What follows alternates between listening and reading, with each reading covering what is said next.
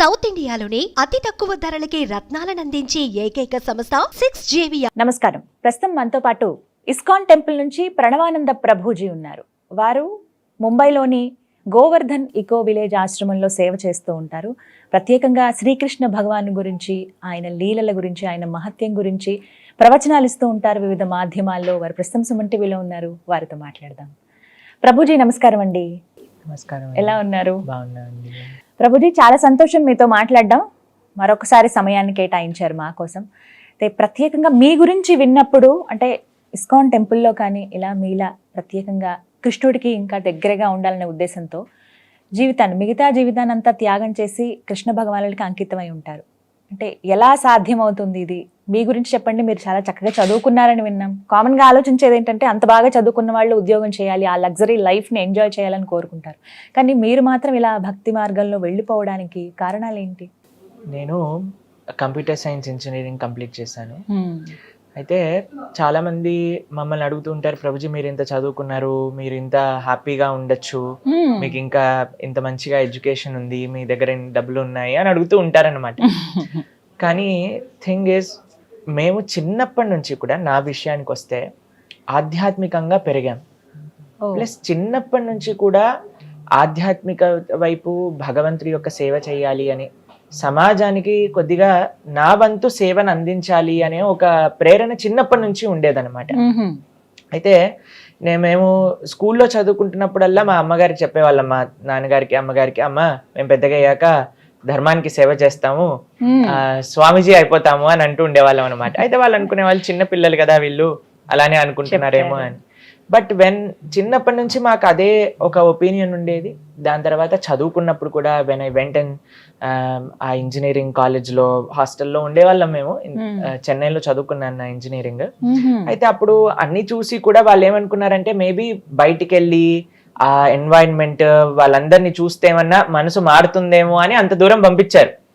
కానీ అక్కడికి వెళ్ళాక నా మనసు ఇంకా స్ట్రాంగ్ అయిపోయింది అనమాట, తప్పకుండా ఇదే దాంట్లో వెళ్ళాలి. ఎందుకంటే అండి మీకు ఒక విషయం చెప్తాను. నేను కాలేజ్కి వెళ్ళినప్పుడు అక్కడ ఫస్ట్ ఇయర్లో మేము ఉన్నప్పుడు అండి, మా హాస్టల్లో ఉండే వాళ్ళకి చాలా తక్కువ మందికి మాత్రమే చెడు అలవాట్లు అనేవి ఉండేవన్నమాట. చూడండి, మేము ఇంజనీరింగ్కి వెళ్ళింది 18-19 ఇయర్స్లో. ఆ టైంలో మన కర్తవ్యం ఏంటి? చదువుకోవాలి, తల్లిదండ్రులకు మంచి పేరు తీసుకొని రావాలి, మన జీవితంలో ముందుకెళ్ళడానికి ఏదైతే కావాలో దాన్ని నేర్చుకోవాలి అంతే. కానీ అక్కడ ఉండే డిస్ట్రాక్షన్స్ చూసి అక్కడ ఉండే వాళ్ళందరికీ వాళ్ళు సంతోషంగా ఉన్నారా అంటే అటు సంతోషంగా లేరు, ఇటు మంచి పనులు కూడా చేయట్లేదు. ఈ రెండు చూసి ఈ ప్రపంచాన్ని మొత్తం చూసాక, ఈ భగవంతుడి యొక్క భక్తుల్ని చూసాక నాకు అనిపించింది ఇంకా స్ట్రాంగ్ అయిపోయింది అనమాట. నేను ఈ విధంగా సేవ చేయాలి అని అనుకున్నాం అనమాట. కానీ మీకు ఒక విషయం ఏంటి అని అంటే, చాలా మంది అడుగుతారు, రోజు మీరు ఇస్కాన్ వాళ్ళ వల్ల ఇలా సాధు అయిపోయారా అని అంటే, కాదండి, మాకు చిన్నప్పటి నుంచి ఆ ఒపీనియన్ ఉండేది, ఆ స్ట్రాంగ్ డిటర్మినేషన్ ఉండేది. మీకు ఒక చిన్న విషయం చెప్తాను. ఒక సైనికుడు ఉన్నాడు, దేశాన్ని సంరక్షించాలి అని అనుకుంటున్నారు. ఆయన నేను ఇంట్లో ఉండి సంరక్షిస్తా అంటే అవుతుందా అండి? కుదరని పని. కాబట్టి ఒక దానికోసం మనం ఫుల్ గా డెడికేట్ అవ్వాలి అని అంటే ఏదో ఒక విధంగా కొద్దిగా మన వంతు త్యాగం అనేది మనం చేయాలి. ఇప్పుడు ఇందాక మీరు చెప్పారు, మీరు స్టూడియో రావాలి అని అంటే పిల్లవాడిని ఒకరి దగ్గర ఒప్పేసి రావాలి. కానీ మన మనసు ఎక్కడ ఉంది? పిల్లవాడిని చూసుకోవాలి అని ఉంది. కానీ ఆ మాత్రం త్యాగం చేయాలి కదా మన యొక్క ధర్మాన్ని అనుసరించడానికి. కాబట్టి మాకు చిన్నప్పటి నుంచి మా యొక్క సంకల్పం ఏంటి అని అంటే, నేను ఎలాగైనా సరే భగవంతుడి యొక్క సేవ, భగవంతుడి యొక్క సేవగా సమాజానికి సేవ, దేశానికి సేవ చెయ్యాలి, నా మొత్తం సమయం ఆ భగవంతుడి యొక్క సేవలో వినియోగించాలి అని అనుకుంటే వాళ్ళం అనమాట. ఇప్పుడు చూడండి, మేము ప్రొద్దున పూట 3:30 గంటలకి లేచినప్పటి నుంచి రాత్రి పడుకునే 9:30 వరకు ఎవ్రీ మూమెంట్ మేము సేవ చేసుకోగలుగుతున్నాం. అధ్యయన సేవ, దీంతో మా జీవితం అంతా సక్రమంగా గడుస్తుంది. ఇంకో ప్రశ్న చాలా మంది అడిగేది ఏంటంటే, మళ్ళీ తల్లిదండ్రులను ఎందుకు రోజు మీరు బాధ పెడుతున్నారు అని అంటారు. కానీ మా అమ్మగారు నాన్నగారు ఇద్దరు కూడా చిన్నప్పటి నుంచి నన్ను చూశారు కదండి, కాబట్టి వాళ్ళ పూర్తి ఆశీర్వచనం మాకు ఉండింది. ఇంజనీరింగ్ కంప్లీట్ చేశాక కొన్ని నెలలు నేను వర్క్ చేశాను. తర్వాత చెప్పాను అనమాట, అమ్మ మీరు చేయమంటే నేను పని చేస్తాను, కానీ నాకు మీకు తెలుసు చిన్నప్పటి నుంచి నాకు ఈ యొక్క మార్గంలో వెళ్ళాలి అని ఉంది, మరి మీరేమంటారు అంటే, మా నాన్నగారు అమ్మగారు ఇద్దరు కూడా ఒకటే విషయం చెప్పారు, నువ్వు ఎక్కడ హ్యాపీగా ఉంటే అక్కడ మేము కూడా హ్యాపీ. ఎంతో మంది మా అమ్మగారు ఇప్పుడు కూడా చెప్తూ ఉంటారు, అందరూ కూడా వాళ్ళ యొక్క స్వార్థం కోసమని, వాళ్ళు బాగుండాలి అని కష్టపడుతున్న వాళ్ళు చాలా మంది ఉన్నారు. కానీ ఈ దేశం కోసం, ధర్మం కోసం ఒకళ్ళు ఆలోచించి వాళ్ళ జీవితాన్ని సమర్పణ చేస్తే దానికంటే గొప్ప అదృష్టం ఏముంది అని అంటారనమాట. కాబట్టి నిజంగా చెప్పాలి అని అంటే వాళ్ళ యొక్క ప్రోత్సాహం, వాళ్ళ యొక్క ఆశీర్వాదాల వల్ల మేము ఈ రోజు ఈ యొక్క భగవంతుడి గురించి మాట్లాడగలుగుతున్నాము అని అంటే వాళ్ళ యొక్క కృప. మీకు అనిపించదా అంటే ఇప్పుడు సమాజంలో చూస్తుంటారు కదా, మీతోటి వాళ్ళని మీ ఫ్రెండ్స్ కానీ ఎవరైనా కలిసినప్పుడు అరే ఏంటి నువ్వు ఇలా అంటూ మాట్లాడతారా అండి మీతో ఎవరైనా? అయితే నాకు చిన్నప్పటి నుంచి నాకు అలవాటు ఏంటంటే మంచి స్నేహం. మొన్నసారి మాట్లాడుకున్నప్పుడు కూడా మనం మీకు ఒక విషయం చెప్పాను, ఎంత మంది ఉన్నారు కాదు, ఎంత మంచి వాళ్ళు మనతో ఉన్నారు అని. సత్సంగత్వే నిస్సంగత్వం, నిస్సంగత్వే నిర్మోహత్వం, నిర్మోహత్వే నిశ్చలతత్వం, నిశ్చలతత్వే జీవన్ముక్తి. లోకే సజ్జన సంగతిరేక భవతి భవార్నవ తరణే నౌక అంటారు. ఈ లోకంలో మంచి ఫ్రెండ్షిప్ అనేది చాలా రేర్ అండి. కాబట్టి నాకు చాలా మంది మంచి స్నేహితులు ఉన్నారు, ఇప్పటికీ ఉన్నారు. నేను ఇంజనీరింగ్ చదువుకున్న వాళ్ళు, స్కూల్లో చదువుకున్న వాళ్ళు అందరూ కూడా నాతో మాట్లాడతారు. ఏం మాట్లాడతామో తెలుసా అండి, మేము ఎంత బాగా నువ్వు సేవ చేస్తున్నావు, మేము కూడా మీ ఆశ్రమానికి వచ్చి ఉండాలనుకుంటున్నాం. వాళ్ళల్లో ఎవరైనా ఇలా మీలా? లేదు అండి, చాలా తక్కువ మంది. నేను ఒక్కని ఈ యొక్క మార్గంలోకి వచ్చినా సరే వాళ్ళు ఎప్పటికీ కూడా ఎంతో అప్రిషియేట్ చేస్తారు. వాళ్ళు అంటారు మా పిల్లలు పుట్టాక మీ ఆశ్రమానికి పంపించేస్తామని చెప్తారనమాట. కాబట్టి everybody is very well appreciative. ఎందుకంటే మనం చేసే సేవ ఇప్పుడు చూడండి, ఒక్కొక్కళ్ళు ఒక్కొక్క విధంగా సమాజానికి, దేశానికి సేవ చేయగలుగుతారు. మరి మా సేవ ఏంటి? మేము ఇలా ఇల్లు వదిలేసి శాస్త్రాన్ని అధ్యయనం చేస్తూ మేం చేసే సేవ ఏంటి అని అంటే, భగవంతుడి యొక్క ఆ తత్వం ఏదైతే ఉందో దాన్ని యథావిధిగా శాస్త్రాలలో ఆచార్యులు ఏం చెప్పారు అనే విషయాన్ని మేము అధ్యయనం చేస్తూ అది 10 మందికి చెప్పటం. దానివల్ల ఏమవుతుంది అని అంటే భగవంతుడికి దగ్గర అవుతారు. ఎప్పుడైతే మనం భగవంతుడికి దగ్గర అవుతామో ఈ ప్రపంచంలో ఉండే ఏ కష్టము కూడా మనల్ని బాధించలేదు. ఎదుర్కొనే శక్తి, ఆ ధైర్యాన్ని భగవంతుడు ఇస్తాడు. మీకు ఒక చిన్న స్టోరీ చెప్పనా? ఒకసారి ఒక పిల్లవాడు ఉన్నాడు, చాలా ధనవంతుల యొక్క కుమారుడు అనమాట. ఆయన తప్పిపోతారు. తప్పిపోయినప్పుడు ఒక ఆయన చూస్తాడనమాట, అయ్యో ఈయన పిల్లవాడు తప్పిపోయాడు, ఏడుస్తున్నాడు కదా అని అనుకొని ఆ పిల్లవాడిని తీసుకొచ్చి వాళ్ళ ఇంట్లో పెట్టి చక్కగా తినిపించి స్నానం చేయించి రెడీ చేయించి ఆయన అంటారు, అయ్యా నేను నిన్ను చాలా బాగా చూసుకుంటా అని ఒక స్కూల్లో జాయిన్ చేసి పెంచుతూ ఉన్నాడు అనమాట. ఎవరింట్లో అయితే ఈయన పెరుగుతున్నారో దానికంటే వీళ్ళ యొక్క సొంత తండ్రి కొన్ని లక్షల కోట్ల రూపాయలు ఆయన దగ్గర ఉన్నాయి, చాలా ధనవంతుడు. ఇప్పుడు మీరు చెప్పండి, ఈయన ఆయనని చూసుకోవటం మంచిదా, వాళ్ళ తండ్రి దగ్గరికి పంపించటం మంచిదా? ఏది బెస్ట్ అంటారు? ఈయన బ్రహ్మాండంగా చూసుకుంటున్నారు, లోటు లేదు. కానీ ఈయన దగ్గర అన్ని డబ్బులు లేవు, అంత శక్తి లేదు చూసుకోవడానికి. కానీ తప్పిపోయిన పిల్లవాడు కదా అని చేరదీశాడు. కానీ ఈయనకు తెలుసు వాళ్ళ తండ్రి ఎక్కడున్నాడు, వాళ్ళ అమ్మ ఎక్కడుంది, వాళ్ళ ఇల్లు ఎక్కడుంది, అన్నీ తెలుసు. కానీ చెప్పకుండా ఈయన బ్రహ్మాండంగా చూసుకుంటున్నారు ఈ పిల్లవాడిని. ఏది బెస్ట్ అంటారు? ప్రేమే కదా కావాలి మనిషికి. ప్రేమ కావాలి, ఆప్యాయత కావాలి. ఎవరి దగ్గర నుంచి కావాలి? వాళ్ళ నిజమైన తల్లిదండ్రుల దగ్గర నుంచి కావాలి. కాబట్టి ఈయన అన్నిటికంటే బెస్ట్ సేవ ఏం చేయాలి? అయ్యా మీ ఇల్లు అడ్రస్ ఇది అని ఆయన తీసుకెళ్లి వాళ్ళ తల్లిదండ్రుల దగ్గర దిగబెట్టేసేయాలి. అప్పుడు వాళ్ళ తండ్రులు ఎంత బాగా సేవ చేసుకోగలుగుతారు ఈయనని. కాబట్టి మనం చేసే సేవ ఏంటి? ప్రభుపాదులు వారు చెప్తారు, ఇస్కాన్ని స్థాపన చేసిన వాళ్ళు, మనకి ఈ సమాజంలో సేవ, సమాజంలో అందరినీ ఒక మంచి డైరెక్షన్ లో తీసుకెళ్లటం. అయ్యా మన యొక్క తల్లిదండ్రులు వీరు, ఇది ధర్మం, ఈ ధర్మాన్ని ఆచరించండి.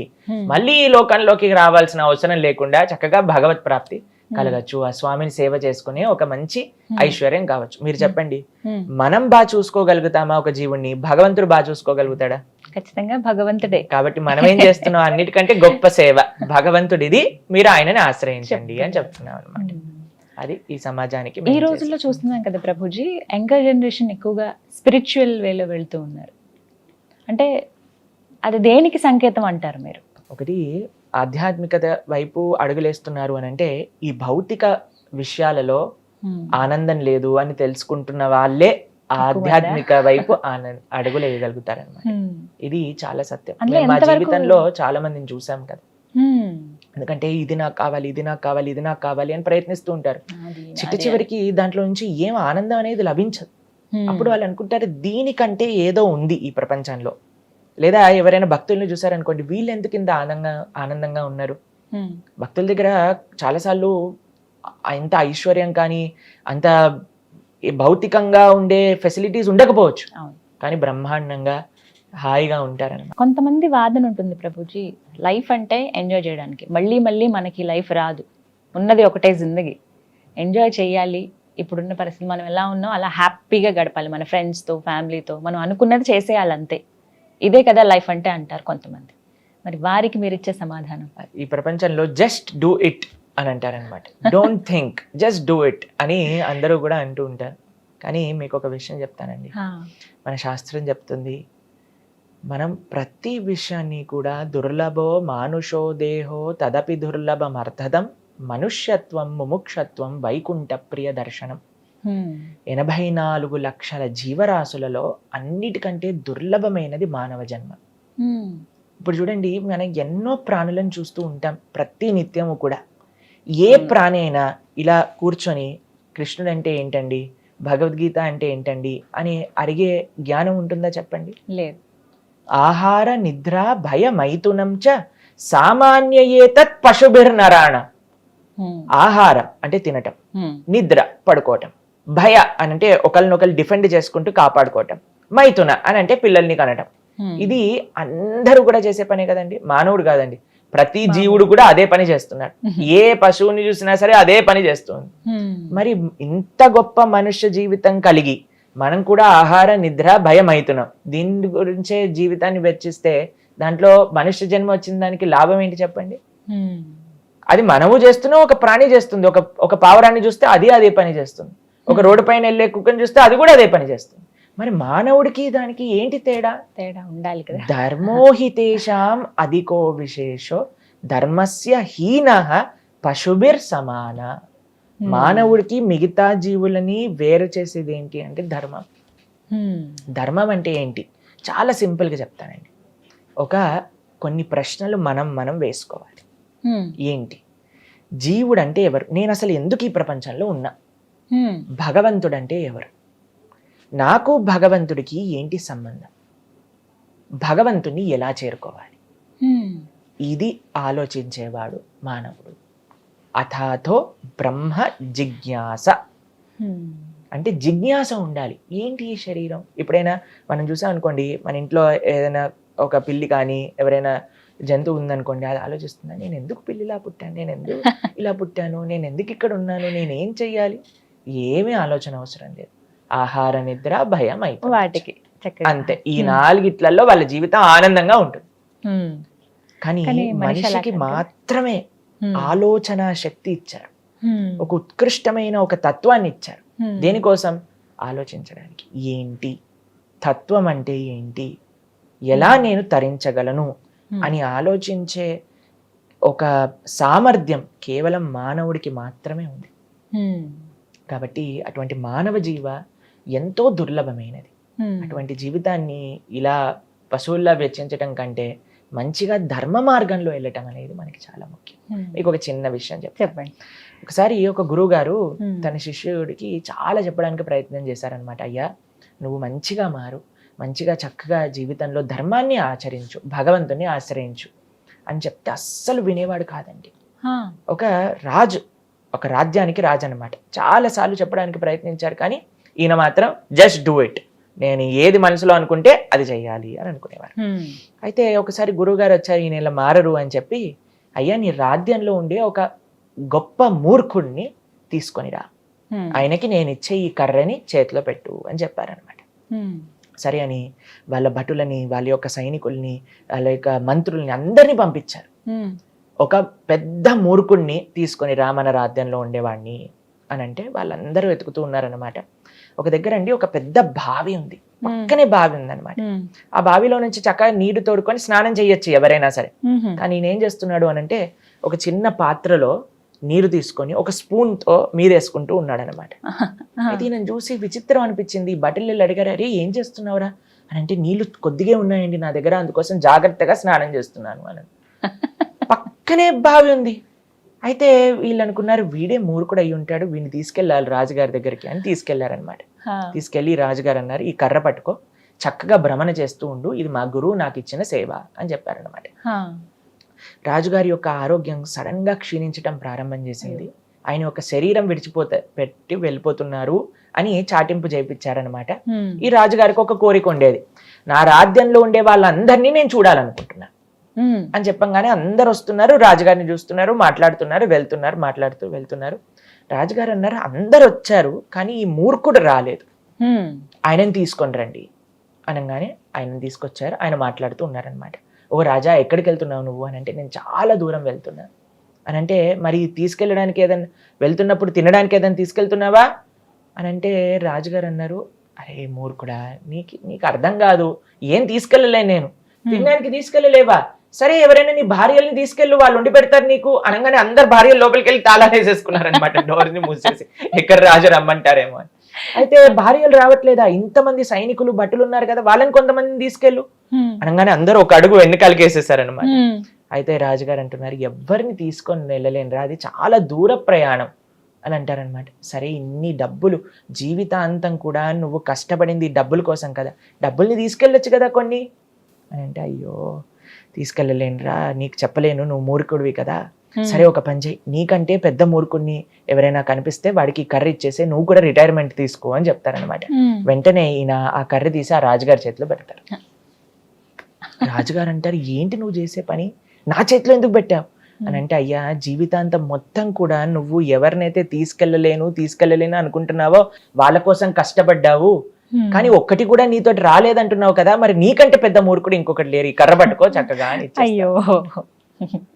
కాబట్టి మానవ జన్మ ఎంతో అద్భుతమైనదండి, దాన్ని చక్కగా మనం ఎవరిని వదిలేయాల్సిన అవసరం లేదు. ఏ ధర్మాన్ని మీరు ఆచరిస్తున్నారో, ఏ కర్తవ్యాలు మీకున్నాయో చక్కగా చేసుకోండి, దాంతోపాటు ధర్మం యాడ్ చేయాలంతే, దేన్ని సబ్స్ట్రాక్ట్ చేయాల్సిన అవసరం లేదు. ఏదన్నా అధర్మం ఉంటే దాన్ని తీసేయాలి, ధర్మాన్ని యాడ్ చేయాలి, భగవంతుణ్ణి మన జీవితంలో యాడ్ చేసుకోవాలి. ఇది చేసే ఏకైక ప్రాణి ఎవరైనా ఉన్నారంటే అది మనుష్యుడు మాత్రమే.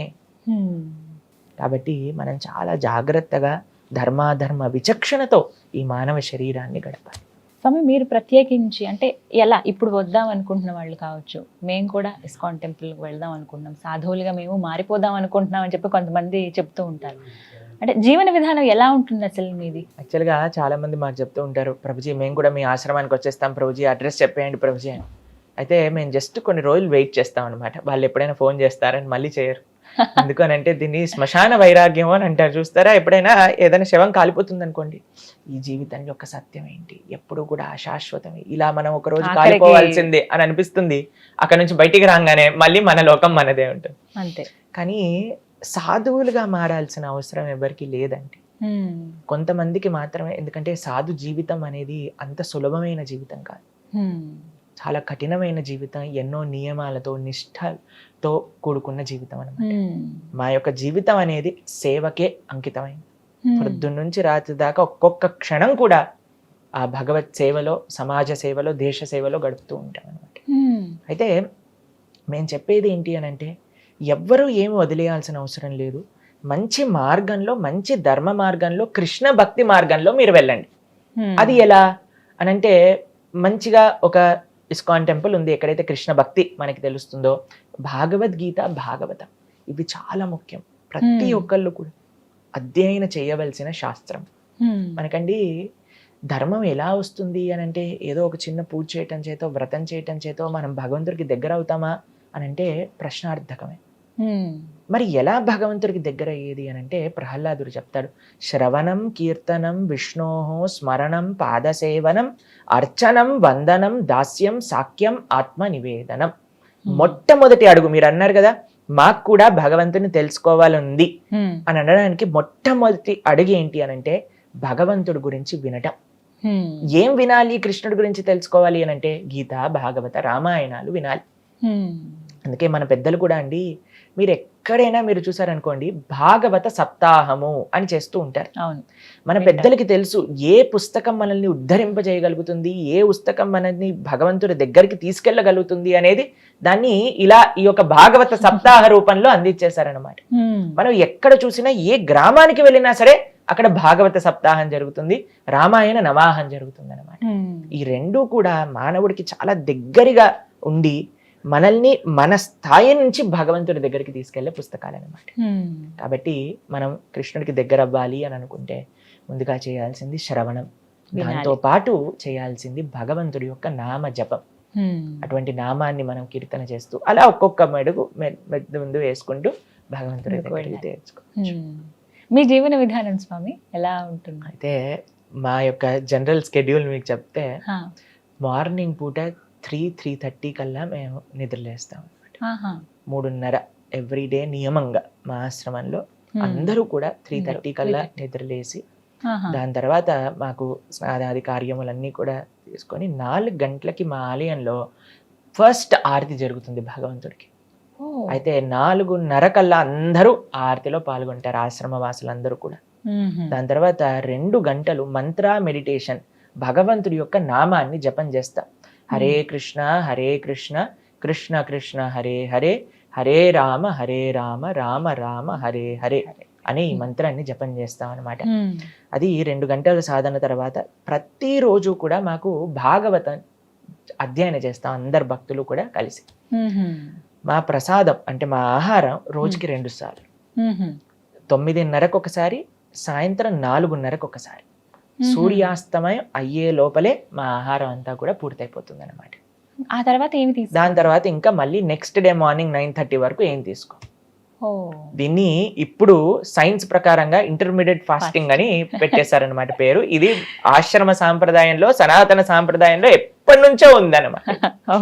అందరి యొక్క ఆరోగ్యం బాగుండడానికి మనకి సనాతన వైదిక సాంప్రదాయాన్ని చూసారనుకోండి, సూపర్ సైంటిఫిక్. మనం జస్ట్ తెలుసుకోవాలి ఏంటి అని. అలాని మొత్తం సైన్స్ కాదండి ఉంది, భగవత్ ప్రీత్యర్థం మన శరీరానికి మంచి చేసేవే మన సనాతన సాంప్రదాయంలో మనకి ఇచ్చారు మన పెద్దలు. కాబట్టి 9:30కు ఒకసారి, 4:30కు ఒకసారి. వాటి మధ్యలో మేము శాస్త్రాధ్యయన, సమాజ సేవ. సమాజ సేవ ఏ విధంగా అని అంటే, మేము చెప్పాము మా ముంబై ఎక్కడైతే మా ఆశ్రమం ఉందో అక్కడ అన్నిటికంటే పూరెస్ట్ డిస్ట్రిక్ట్ అన్నమాట పాల్ఘర్ అనే డిస్ట్రిక్ట్. అయితే అక్కడ తినడానికి చాలా మందికి అసలు అన్నం పప్పు వండుకోవడానికి కూడా డబ్బులు ఉండవు. ప్రతిరోజు కూడా నా సేవ, పర్సనల్ గా నేను చేసే సేవ ఏంటి అని అంటే, మాకు మా ఆలయంలో ప్రసాదాన్ని తయారు చేసి కొంతమంది, ఎంతమంది ఆలయానికి వస్తే అంతమందికి ఫ్రీగా మేము భోజనం పెడతాం భగవంతుడి యొక్క ప్రసాదాన్ని. దాంతో పాటు ప్రతిరోజు మేము వండి వాటిని అక్కడ ఉండే గ్రామాలందరికీ పంపిస్తాం అనమాట, అక్కడ ఉండే ప్రజల కోసం అనమాట. ఇది మధ్యాహ్నం పూట ఇటు వంట వాళ్ళందరినీ పంపించడం, వాటన్నిటిని మేము చూసుకుంటాం. దాంతో పాటు శాస్త్ర అధ్యయనం.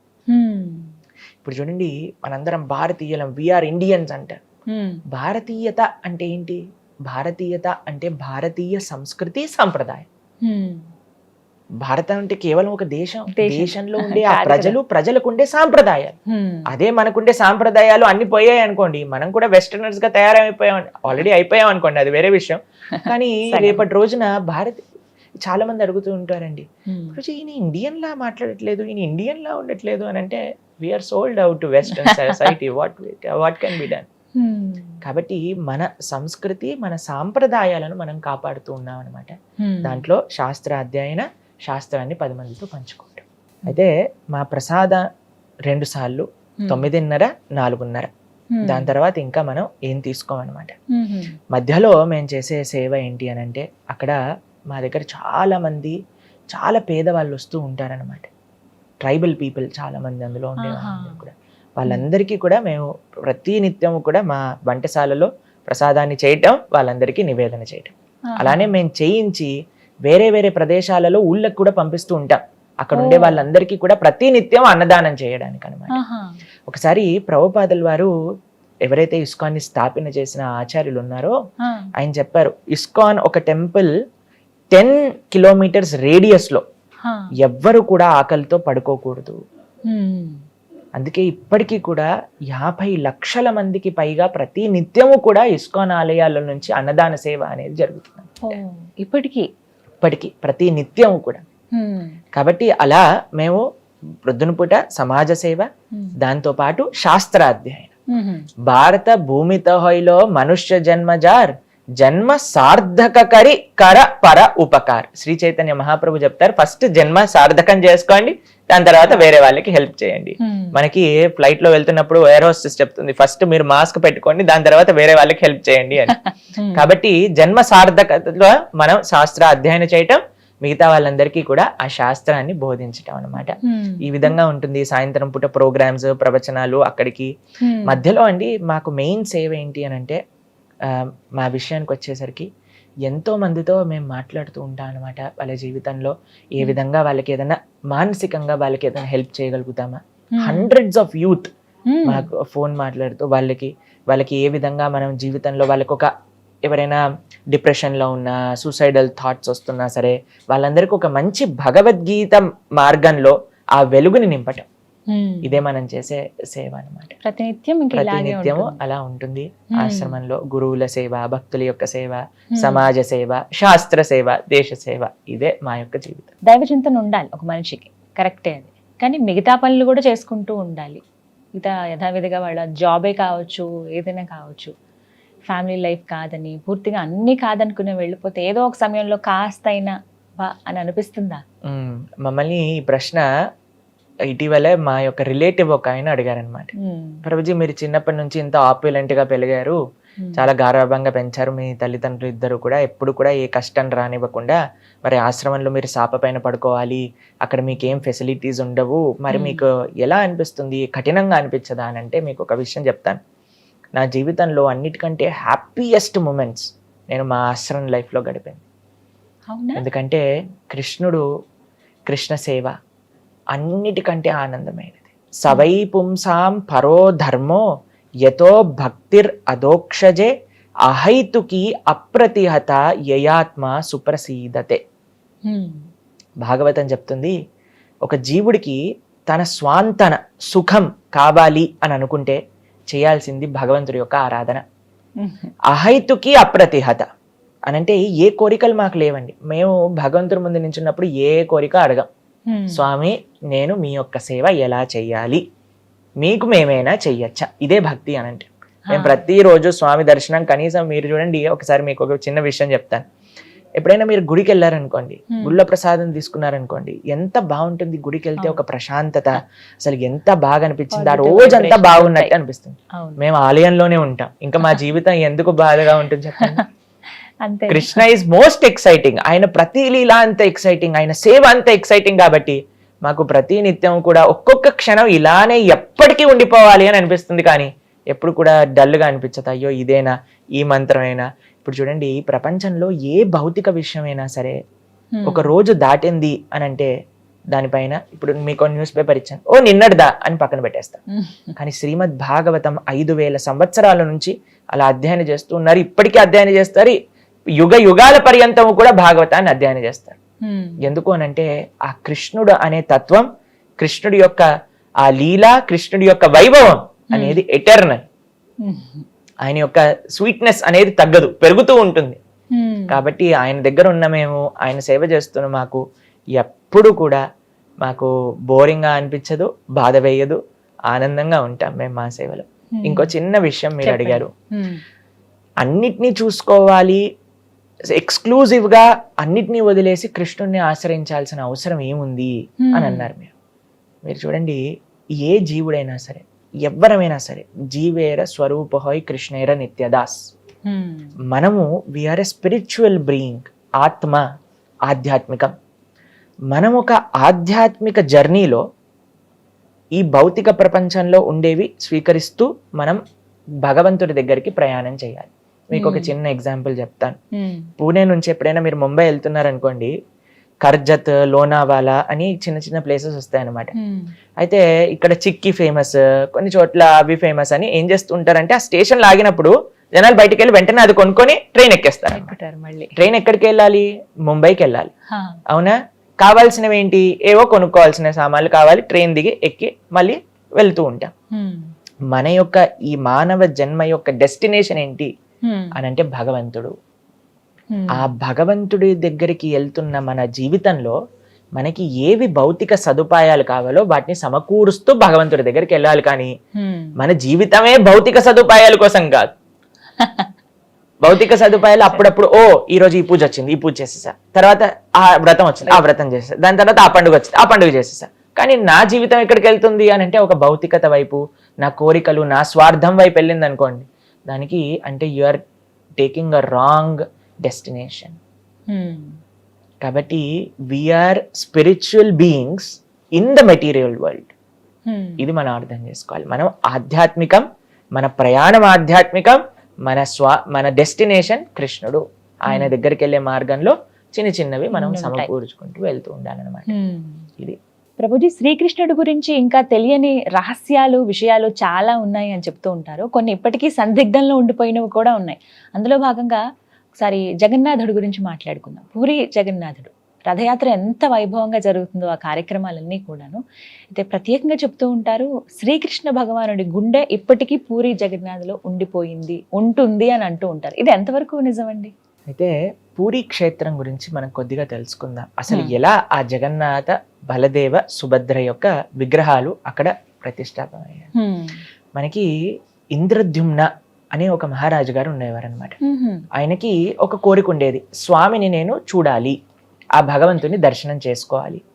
అయితే ఆ రాజ్యంలో ఉండే ప్రజలందరికీ కూడా ఒక చాటింపు వేయించారు, ఎవరైనా ప్రత్యక్షంగా భగవంతుని చూసిన వాళ్ళు ఉంటే మాకు చెప్పండి, వాళ్ళని మేము చక్కగా సత్కరించి ఆ ప్రదేశంలో మేము కూడా భగవంతుని దర్శనం చేసుకుంటాము అని అన్నారనమాట.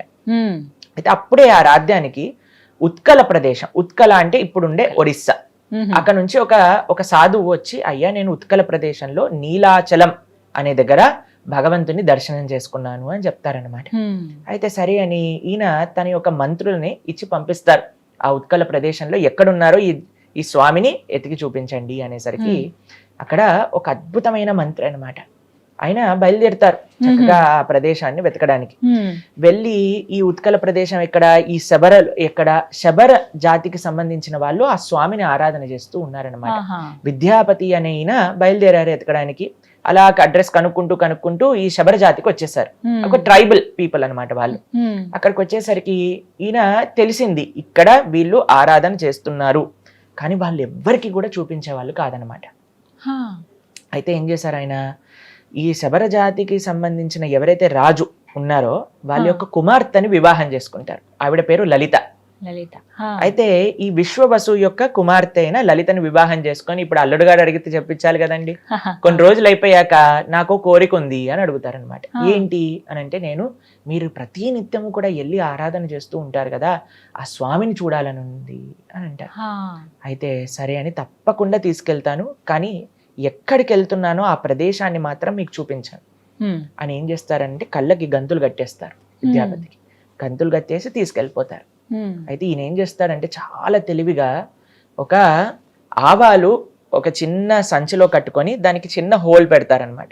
పెట్టేసరికి ఆ ఆవాలు ఇలా సంచిలో ఇలా నడుముకి పెట్టుకుంటారు. ఒక్కొక్క ఆవాలు ఇలా పడిపోతూ ఉన్నాయన్నమాట. వాళ్ళ వే అంతా కూడా మార్గం అంతా వెళ్ళేసరికి అక్కడికి వెళ్తారు, చక్కగా దర్శనం చేసుకుంటారు.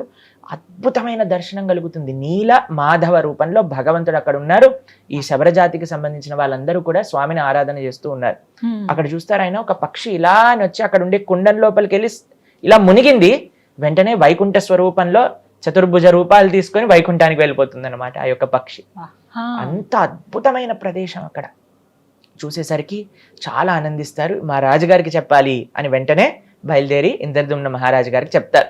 చెప్తే మరి దారి ఎలా తెలియదు కదా అనేసరికి అప్పటికి ఈ ఆవాల నుంచి అన్ని చెట్లు వచ్చేస్తాయి, చిన్న మొలకలు వచ్చేసాయి అనమాట. అయితే ఇంద్రద్యుమ్న మహారాజు గారిని పట్టుకొని ఈ విద్యాపతి అక్కడి నుంచి తీసుకొని వెళ్ళేసరికి అక్కడ ఆ దర్శనం అనేది కలగదు.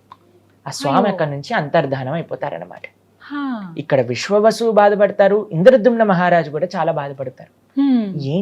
ఏం జరిగింది, ఎందుకు ఇలా స్వామి దర్శనం అంతర్ధానం అయిపోయింది అనగానే స్వామి ఇలా కళ్ళలో కనిపించి, అయ్యా నేను ఇంకొక అద్భుతమైన రూపంలో ఈ ప్రజలందరికీ కూడా దర్శనం ఇవ్వాలి అని అనుకుంటున్నా, కాబట్టి మీరు ఆయన ఒక యజ్ఞాన్ని చేస్తారనమాట. అందులో కనిపించి స్వామి చెప్తారు, ఒక పెద్ద చెక్క ముక్క ఇలా నీళ్ళల్లో ఆ సముద్రంలో వస్తుంది మీ దగ్గరికి, దానితో మీరు విగ్రహాలు చేయించండి అని చెప్తారనమాట. సరే అని ఇంద్రద్యుమ్న మహారాజు గారు దీన్ని తీసుకొచ్చి, కొన్ని రోజులకి భగవంతుడు చెప్పిన విధంగానే వచ్చేసింది. దాన్ని తీసుకొని చూసేసరికి ఎవరు చెక్కుతారు ఇక్కడ నుంచి విగ్రహాలు అనే లోపల విశ్వకర్మ ఒక చాలా వృద్ధ బ్రాహ్మణుడి యొక్క రూపంలో వస్తాడనమాట. వచ్చి, అయ్యా నేను చక్కగా చెక్కి పెడతాను, కానీ నేను బయటికి వచ్చేంత వరకు మీరు రాకూడదు అని చెప్తారు. ఈ కండిషన్తో లోపలికి వెళ్ళిపోతారు. గుండీచ అని అంటే ఈ యొక్క ఇంద్రద్యుమ్న మహారాజు గారి యొక్క భార్య. ఆవిడికి కొన్ని రోజులు అయ్యాక డౌట్ వచ్చింది, ఏంటి ఈ ముసలాయన లోపలికి వెళ్ళాడు, అసలు చెక్కుతున్నప్పుడు టక్ టక్ సౌండ్ అయినా రావాలి కదండి, ఏమీ వినిపించట్లేదు అని వెళ్ళి ఆ డోర్ దగ్గరికి వెళ్ళి చూసేసరికి అసలు ప్రశాంతంగా అసలు ఇంత వాయిస్ కూడా లేదనమాట. అయితే ఆవిడ అనుకుంది ఈయన చనిపోయాడేమో, ఏమైందో తెలియదు, కాబట్టి మనం విగ్రహాలని చూడాలి అని అంటే ఎలాగైనా సరే దీన్ని ఓపెన్ చేయాలి అని డోర్ ఓపెన్ చేయించేసాను. అయ్యో, ఓపెన్ చేయించేసరికి అక్కడ జగన్నాథుడు, బలభద్ర, సుభద్ర ఇన్కంప్లీట్ విగ్రహాలుగా మనకు కనిపిస్తున్నాయి, కానీ అలానే ఉండిపోయాయి అన్నమాట. అయితే ఇంద్రద్యుమ్న మహారాజు గారికి చాలా బాధేస్తుంది, అదేంటబ్బా ఇలా ఉండిపోయారు జగన్నాథుడు అనేసరికి జగన్నాథుడు సాక్షాత్తుగా కృష్ణుడు తన కలలో కనిపించి, ఈ విధంగానే నేను ఇక్కడ పూరి క్షేత్రంలో చక్కగా ఆరాధన చేసుకోవాలనుకుంటున్నాను. మీరు అడిగారు కదా కృష్ణుడు గుండె ఉందా అని, కృష్ణుడు గుండె కాదండి, సాక్షాత్తుగా కృష్ణుడే జగన్నాథుడిలా ఉన్నాడు అక్కడ. భగవంతుడికి భగవంతుడి యొక్క విగ్రహానికి తేడా లేదు. చాలా మంది ప్రశ్నిస్తూ ఉంటారు, సనాతన ధర్మంలో విగ్రహారాధన లేదు. మీరు చూడండి, భగవంతుడే వచ్చి నా విగ్రహాల్ని చేయించింది అని చెప్తున్నారు. కాబట్టి మనం స్వామి యొక్క శ్రీ విగ్రహాన్ని ఆరాధన చేస్తుంటే అది సాక్షాత్తుగా భగవంతుణ్ణి ఆరాధన చేసినట్టే. మన సనాతన వైదిక సంస్కృతిలో ఎన్నో ప్రమాణాలు ఉన్నాయి మనకి విగ్రహారాధన అన్నిటికంటే శ్రేష్టమైన మార్గము అని చెప్పడానికి.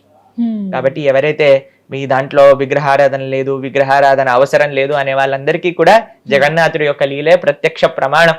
స్వామి సాక్షాత్తుగా తన విగ్రహాన్ని చేయించుకున్నారు.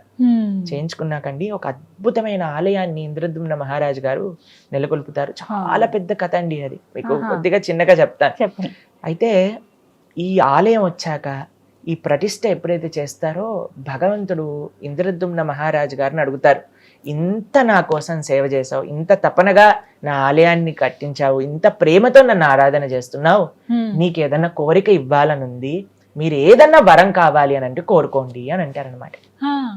అప్పుడు ఇంద్రద్యుమ్న మహారాజు గారు 3 కోరికలు కోరుకుంటారు.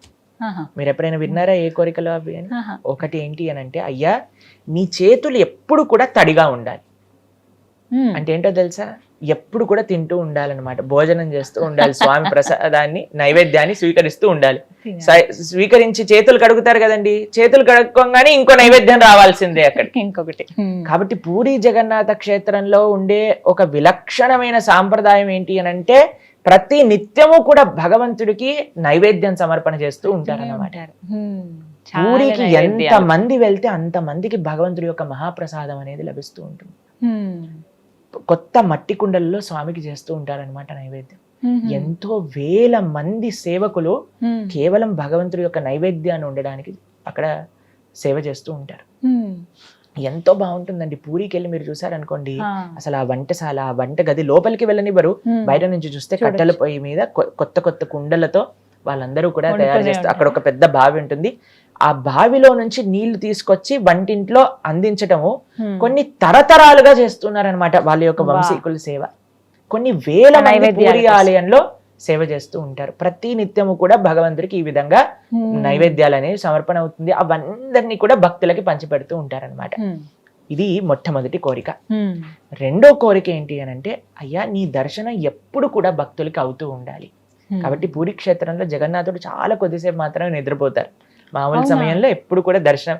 మీకు విషయం తెలుసా, అక్కడ విచిత్రం ఏంటి అని అంటే, స్వామికి అలంకరణ చేసేటప్పుడు కూడా భక్తులు దర్శనం చేస్తూ ఉంటారనమాట. స్వామికి అలంకరణ తీసేసి నెక్స్ట్ అలంకరణ వేస్తూ ఉంటారు, అయినా సరే భక్తులు దర్శనం చేసుకుంటూ ఉంటారు. జనరల్ గా ఆలయంలో మనం చూసాం అనుకోండి, అలంకరణ అయిపోయాక కర్టెన్లు తీసి దర్శనం ఉంటుంది, కానీ పూరిలో ప్రతి నిత్యము దర్శనమే అనమాట.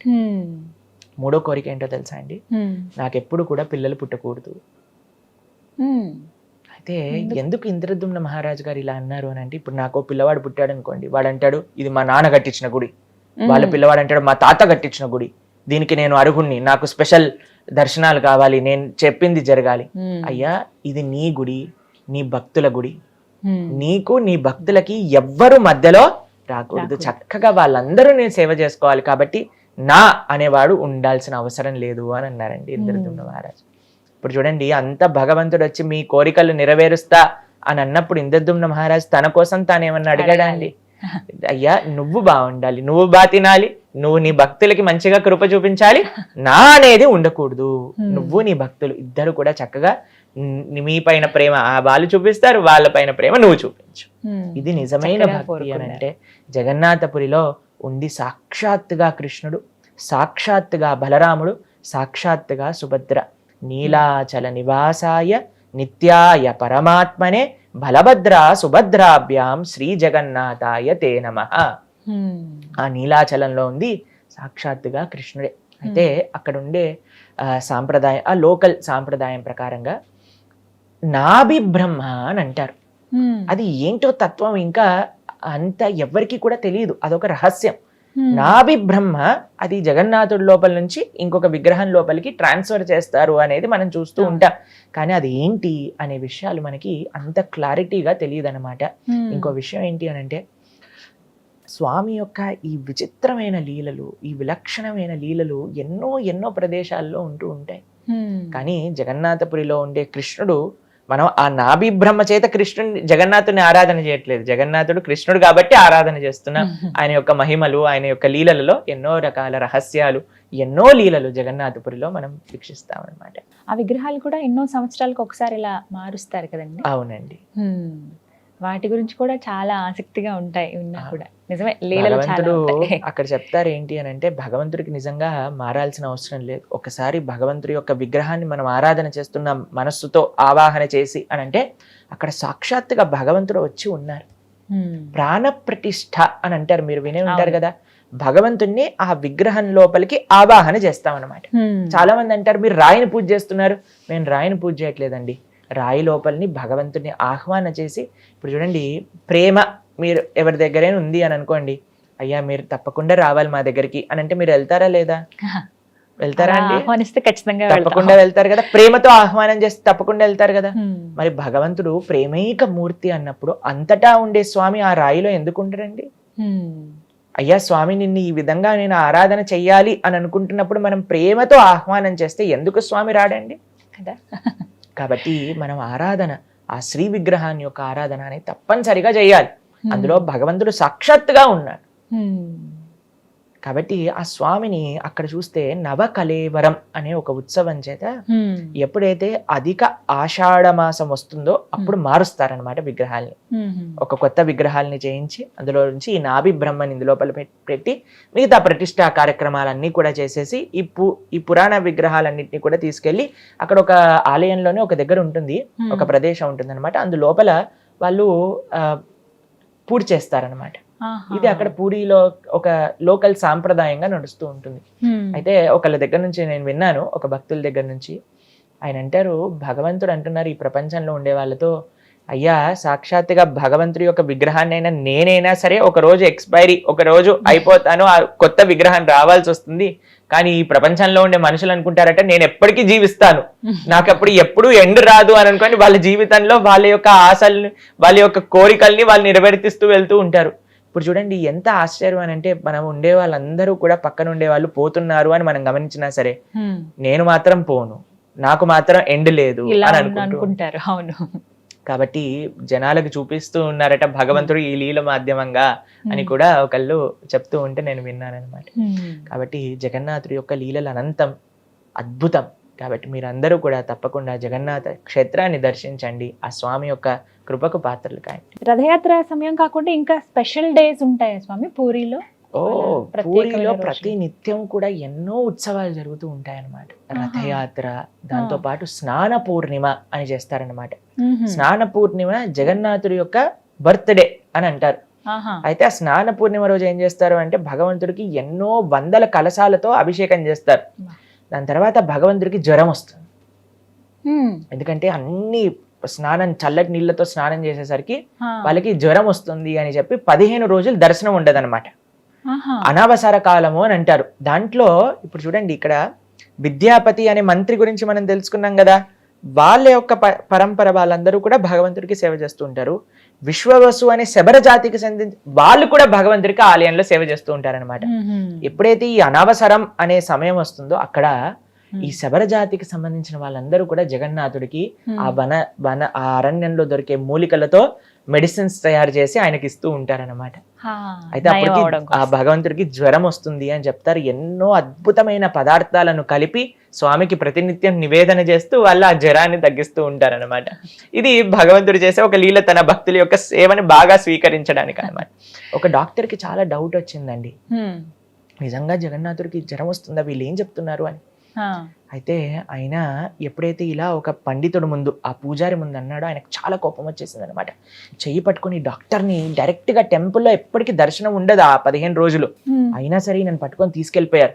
చెక్ చేయి మా జగన్నాథుడిని అని థర్మామీటర్ పెట్టంగానే థర్మామీటర్ టప్ అని పేలిపోయింది అనమాట అక్కడ. అమ్మో.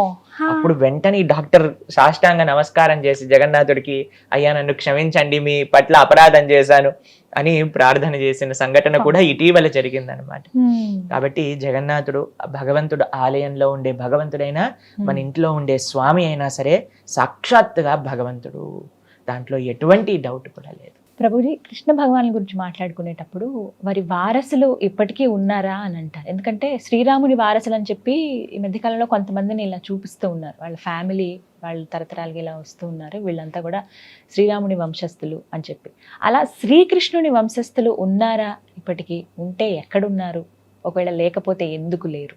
మనకి కృష్ణుడి గురించి పరిపూర్ణంగా తెలుసుకోవాలి అని అంటే మనం చదవాల్సిన పుస్తకం శ్రీమద్ భాగవతం. హ్మ్. శ్రీమద్ భాగవతంలో భగవంతుడి యొక్క అవతారం నుంచి భగవంతుడి యొక్క అవతార పరిసమాప్తి వరకు మ్హూ. అంతా కూడా చక్కగా వివరించి ఉన్నారు శ్రీమద్ భాగవతంలో. ఇటీవలే మేము భాగవతం గురించి ప్రస్తావన చేస్తూ ఉన్నాం అనమాట. హ్మ్. అందులో 9వ స్కందంలో చెప్తారు భగవంతుడి యొక్క చంద్రవంశం. రాముడు సూర్యవంశం, కృష్ణుడు చంద్రవంశం. హ్మ్. వాళ్ళందరి గురించి చెప్తూ ఉంటారు. కృష్ణుడు, దాని తర్వాత వాళ్ళ యొక్క వంశాన్ని, దాని తర్వాత 12వ స్కందంలో కూడా ప్రస్తావన ఉంది కృష్ణుడు తర్వాత ఎవరెవరు ఉన్నారు అని. హ్మ్. కృష్ణుడి యొక్క వంశంలో మనకి చిట్ట చివరిగా కొన్ని వజ్రనాభుడు అనే ఒక మహారాజు గారి గురించి ప్రస్తావన ఉంటుంది. మ్హూ. ఆయన సాక్షాత్తుగా కృష్ణుడి లాంటి విగ్రహాలను తయారు చేయించి బృందావనంలో ప్రతిష్టాపన చేస్తారనమాట. ఆహా. ఇప్పుడు మనం బృందావనం వెళ్తే అక్కడ చాలా మటుకు కృష్ణ విగ్రహాలన్నీ కూడా తన వంశంలో వచ్చిన వజ్రనాభుడు అనే మహారాజు గారు చేయించి అక్కడ ప్రతిష్టాపన చేశారు. ఆహా. సుఖదేవ గోస్వామి భాగవతం చెప్తూ ఉన్నారు కదా, మ్. కృష్ణుడి యొక్క ఆ పరంపరనంతా కూడా చెప్తూ వజ్రనాభుడు తర్వాత కొన్ని పేర్లు చెప్పి దాంతో పరంపరను ఆపేస్తారనమాట. హ్మ్. కొంతమంది ఏం చెప్తారు అని అంటే, ఈ సూర్యవంశ చంద్రవంశానికి సంబంధించిన రాజులు తపస్సు చేస్తూ ఉంటారు ఎక్కడో, మళ్ళీ కృతయుగం వచ్చాక మళ్ళీ ఆ చంద్ర సూర్య వంశాలను ముందుకు తీసుకెళ్తారు అని కూడా చెప్తారు. ఆహా. కానీ భాగవత ప్రస్తావన మాత్రం మనకి ఇప్పుడు మనం ఉన్న సమయం కలియుగంలో 5000 సంవత్సరాల్లో మనం ఉన్నాం అనమాట. ఇక్కడ హ్మ్. ఈ సుఖదేవ గోస్వామి ప్రస్తావన చేసిన భాగవతం యొక్క పరంపర మనకంటే ముందు ఒక 2000 సంవత్సరాల ముందే అయిపోయింది. ఆహా. దాని తర్వాత వాళ్ళు ఎక్కడున్నారు ఏంటి అనేది ప్రస్తావన భాగవతంలో లేదు. ఓకే. కాబట్టి కొంతమంది అంటారు వాళ్ళు తపస్సు చేస్తూ ఉన్నారు, మళ్ళీ కృతయుగం తర్వాత మళ్ళీ ఆ 2 పరంపరలు ముందుకు తీసుకెళ్తారు అనే విషయాన్ని కూడా ప్రస్తావన చేస్తూ ఉంటారనమాట. హ్మ్. కానీ నిజమైన వారసులు కృష్ణుడికి ఇప్పుడు ఉన్నారా అని అంటే ఉన్నారు. ఎవరో తెలుసా అండి? హ్మ్. స్వామిని సేవించే వాళ్ళు, స్వామి భక్తి చేసేవాళ్ళు. హ్మ్. గోపికలందరూ కూడా భగవంతుడికి ప్రార్థన చేస్తూ తవ కథామృతం తప్త జీవనం కవిభిరీడితం కల్మషాపహం శ్రవణమంగళం శ్రీమదాతతం. వాళ్ళంటారు భగవంతుడి యొక్క కథలను, భగవంతుడి యొక్క వైభవాన్ని హ్మ్. ఎవరైతే ప్రపంచంలో నలుమూలలా చెప్తూ ఉన్నారో వాళ్ళు కృష్ణుడికి అత్యంత దగ్గరైన వాళ్ళు అని చెప్తారనమాట. హ్మ్. కాబట్టి ఎవరైతే ఆ భగవత్ తత్వాన్ని ఇప్పటికీ కూడా అర్థం చేసుకొని మనందరికీ అందిస్తున్నారో వాళ్ళు నిజమైన కృష్ణ వారసులు అనమాట. హ్మ్. రక్షతాం సర్వలోకస్య స్వజనస్య పరిరక్షిత అని భగవంతుడి గురించి చెప్తారు. స్వజనస్య అనంటే తనదైన వాళ్ళు. ఎవరు అనంటే తనని ఆశ్రయించే వాళ్ళు, తన భక్తి చేసేవాళ్ళు. కాబట్టి ఇప్పటికీ కూడా కృష్ణుడి గురించి మనం తెలుసుకుంటున్నాం. ఎవరి దగ్గర నుంచి తెలుసుకుంటున్నాం? అటువంటి భక్తులు ఎవరైతే ఉన్నారో వాళ్ళు నిజంగా ఆ కృష్ణుడి యొక్క పరంపరకి చెందిన వాళ్ళే, వారి వారసులుగానే చూడాలంటారు. ప్రభుజీ, ద్వారక గురించి ఎన్నో సందేహాలు ఉన్నాయి. ఇప్పటికీ అసలు ద్వారక నగరం ఉండేదా, ఉంటే ఎలా ఉండేది అని అంటారు. అసలు ద్వారక లేదు, అలాంటి పట్టణాలు ఏవి లేవు, వాటి గురించి ఏదో చెప్తారంతే అనేవాళ్ళు కొంతమంది ఉన్నారు. కానీ సముద్రంలో ద్వారకకి సంబంధించిన ఆనవాళ్ళు ఉన్నాయని కొన్ని పిక్చర్స్ ద్వారా మనం చూస్తూ ఉన్నాం. నిజంగా అసలు ద్వారకా నగరం ఉండేదా? ఉంటే గనక ఎందుకు మునిగిపోయింది? మునిగిపోయేలాగా శ్రీకృష్ణ భగవానుడు ఎందుకు నిర్మించారు? అసలు ఆ ప్రజలంతా ఏమైపోయారు? ఇవి చాలా సందేహాలు. ఏం చెప్తారు? అయితే ద్వారక గురించి మీరు ప్రశ్న అడిగారు. ద్వారక కృష్ణుడు బృందావనంలో ఉండేవారు. కంస సంహారం కోసం మథురా నగరానికి వచ్చారు. మథురలో బ్రహ్మాండంగా వైభవంగా అందరూ కలిసి ఉంటున్నారు. జరాసంధుడు అనే ఒక రాజు చాలా సార్లు మథురా నగరాన్ని ఆక్రమించడానికి ప్రయత్నం చేశారన్నమాట. ఎన్నోసార్లు యుద్ధానికి వచ్చారు. అయితే చాలా మంది ఏమనుకుంటారు అని అంటే జరాసంధుడికి భయపడి కృష్ణుడు ద్వారకకి వెళ్ళారు అని అనుకుంటారు, కానీ నిజం కాదండి. కృష్ణుడు తన యొక్క ద్వారక ఆ మథురా వాసులందరినీ కూడా ఒక ప్రైవేట్ ప్లేస్ కి తీసుకెళ్ళాలి, అక్కడ వాళ్ళందరితో చక్కగా లీలలు చేస్తూ తన ఐశ్వర్యాన్ని ప్రకటింపజేయాలి అని స్వామి నిశ్చయం చేసుకున్నారనమాట. మీకు ఇప్పుడు దుబాయ్ లాంటి దేశాలలో మీరు చూస్తే సగం విల్లా వాటర్ లోపల సగం పైన ఉంటుంది. అలాంటివన్నీ చాలా ఫ్యాసినేటింగ్ గా ఉంటాయి అన్నమాట. అయితే అలా భగవంతుడు కూడా తమ వాళ్ళందరినీ కూడా ఒక మంచి ఫ్యాసినేటింగ్ ఎక్స్పీరియన్స్ ఇవ్వాలి అని అనుకున్నారు. ఒక రాత్రిలో ద్వారకా నగరాన్ని నిర్మించేశారు. తన యొక్క ఐశ్వర్యం అటువంటిది. భగవంతుడు అంటే మామూలు కాదండి. ఒక రాత్రిలో ద్వారకా నగరం మొత్తం కూడా రాత్రిపూట మథురలో పడుకున్న వాళ్ళు ప్రొద్దున పూట ద్వారకలో లేశారు. నగరంలో ఉండే ప్రజలందరినీ కూడా రాత్రికి రాత్రి షిఫ్ట్ చేయించేశారనమాట భగవంతుడు. అయితే చక్కగా ఆ ద్వారకా నగరం గురించి చెప్తారండి భాగవతంలో, మహాభారతంలో. మీరు చూస్తే అసలు 8 నుంచి 9 లక్షల బంగారు భవనాలు ఉండేవట ద్వారకలు. అసలు రాసి పోసిన ఐశ్వర్యం ద్వారక. అంత అందం, అంత వైభవం ఇంకా ప్రపంచంలో ఇంకెక్కడ ఉండేది కాదు. అంత అద్భుతమైన నగరాన్ని నిర్మించారు కృష్ణుడు అన్నమాట. అయితే ఇక్కడ నుంచి జరాసంధుడు అపరెంట్ గా చూస్తే మనం జరాసంధుడు యొక్క ఆ సైన్యాన్ని దాడికి ఈయన అక్కడికి వెళ్ళిపోయినట్టే అనిపిస్తుంది, కానీ అది నిజం కాదు. ఎందుకు అనంటే జరాసంధుడు చివరిసారికి వచ్చినప్పుడు కృష్ణుడు బలరాములు ఇద్దరూ కూడా పారిపోతారు. చాలా మంది ప్రపంచంలో ఈ విషయాన్ని కూడా కృష్ణుడిని అడుగుతూ ఉంటారనమాట. ఏ కృష్ణ, ఈయన భయపడి పారిపోయారు జరాసంధుడి యొక్క యుద్ధం నుంచి అని. ఇంకో విషయం తెలుసా అండి, కృష్ణుడు ఏం చేసినా తనకి వైభవమే. కృష్ణుడు యుద్ధం నుంచి పారిపోతే ఆయనని రన్ చోడ్ రాయ్ అని పిలుస్తారనమాట. ద్వారకలో డాకోర్ ద్వారక అని ఒక ప్రదేశం ఉంది. అక్కడ ఆయన భగవంతుడి పేరే రన్ చోడ్ రాయ్ అంటే యుద్ధాన్ని వదిలేసి పారిపోయిన వాడు. అక్కడ లైన్లు కట్టి భగవంతుడికి దర్శనం చేస్తూ ఉంటారనమాట. కాబట్టి మానవ మాత్రం ఏమైనా చేసామనుకోండి మనకి అది గొప్పతనాన్ని తెచ్చిపెట్టదు. కానీ కృష్ణుడు ఏం చేసినా, ఆయన వెన్నదనం చేశారనుకోండి ఆయన మక్కన్చోర్ అయ్యారు. ఇక్కడ యుద్ధం నుంచి పారిపోయారు అనుకోండి రంచోడ్ రాయ్ అయ్యారు. గోవర్ధనాన్ని ఎత్తారనుకోండి గిరిధరుడు అయ్యాడు. గోవులను పాలించారనుకోండి గోపాలుడు అయ్యాడు. ఆయన ఏది చేసినా లీల. ఆయన చేసేదే దానికోసం. నేను ఏం చేసినా సరే అందరూ కూడా అనుకుంటారు మా కృష్ణ బలరాములు పరిగెత్తిపోతున్నారు అని ఎక్సైటింగ్ గా చూస్తారనమాట. ఏమైంది అంటే జరాసంధుడు తన యొక్క సైన్యం మొత్తం కూడా వేసుకొని కృష్ణ బలరాములు వెనకాల పడతారండి. అయితే అక్కడ ప్రహసన అనే ఒక పెద్ద పర్వతం, చాలా పెద్దదనమాట, దాని పైకి ఎక్కేస్తారు. అప్పుడు ఈయన జరాసంధుడు అనుకుంటారు మంచి పని అయింది, వీళ్ళిద్దరు ఈ పర్వతం పైకి వెళ్ళిపోయారు, చుట్టూ కూడా మంట పెట్టిచ్చేస్తాడు అనమాట. ఆ పర్వతం చుట్టూ కూడా ఈ పర్వతంలో కాలిపోతారు ఈ కృష్ణ బలరాములు ఇద్దరు అని. అయితే ఏం చేస్తారు తెలుసా, ఎప్పుడైతే ఆ మంట ఇలా పైకి వస్తుందో కృష్ణ బలరాములు ఇద్దరు కూడా ఎన్నో యోజనాలు పొడవున్న ఆ పర్వతం పై నుంచి లాంగ్ జంప్ చేస్తారు.